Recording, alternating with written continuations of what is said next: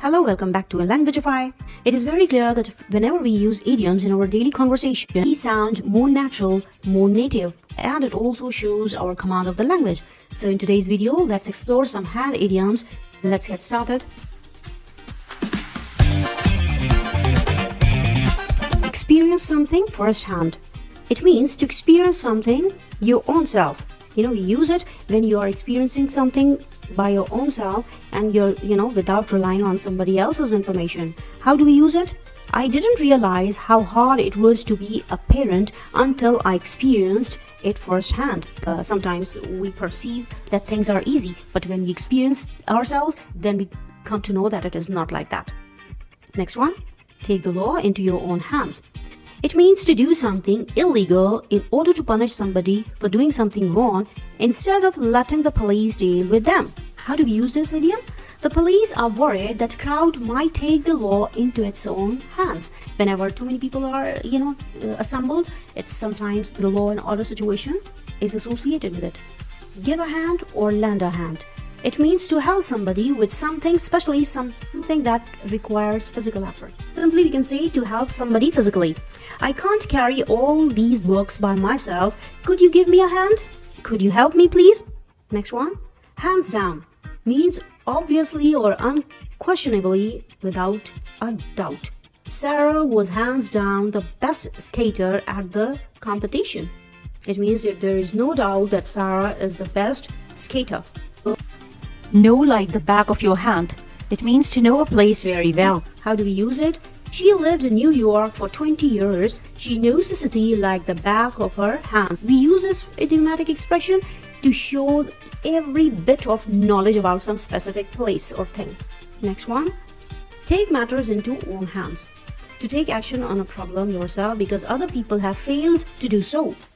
It means you are becoming the judge yourself of some particular action. Like the city hadn't done anything about the trash in the park, so citizens took matters into their own hands and organized a day to clean it up. Although the usage over here in the sentence is very, very positive, but sometimes it is used for negative as well. On the one hand and on the other hand.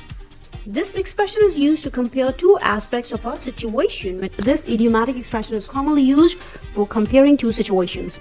On the one hand, my job pays well, but on the other hand, it's very stressful. Usually, jobs are not that much satisfying because of the stress related to it. In good hands. In good hand means in the care of somebody good or knowledgeable. Don't worry, your car is in good hands. William's an excellent mechanic. No need to worry about some particular matter or thing. Why? Because the other person is very, very reliable. At hand or handy means nearby. I like to keep my vocabulary at hand, or I like to keep my dictionary at hand. It's mean very, very near. By hand. Made by a person and not a machine. The fabric was painted by hand.